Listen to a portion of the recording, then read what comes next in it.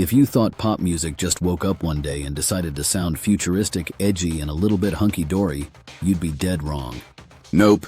Timbaland was in the lab, cooking up beats that rewired the industry before it even knew what hit it.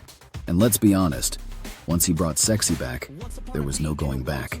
Before he was the mastermind behind some of the most iconic songs of the 2000s, Timbaland was a rapper who quickly realized that making the beats was way more hunky-dory than just spitting over them.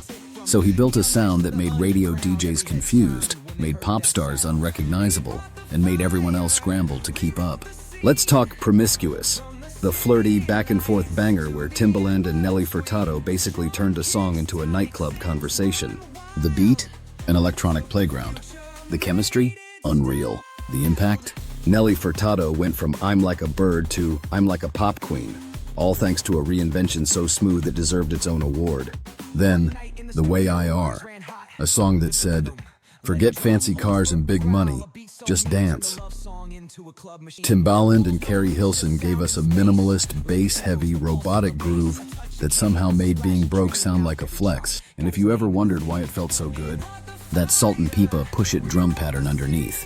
Yep, a throwback wrapped in a futuristic bop. And now, the moment we all knew was coming. Sexy Back. A song that sounded so bizarre when it dropped, people legit thought their radios were broken. Timberlake wasn't even singing.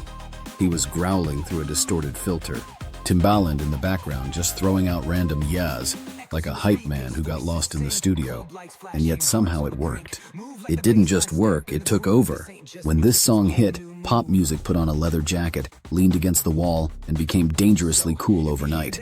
Timbaland took the rulebook, set it on fire, and made hunky-dory chaos sound like the future.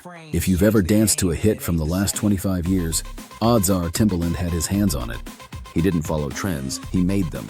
And if you still think Sexy Back was just another pop song, go play it right now. Bet it still sounds like tomorrow.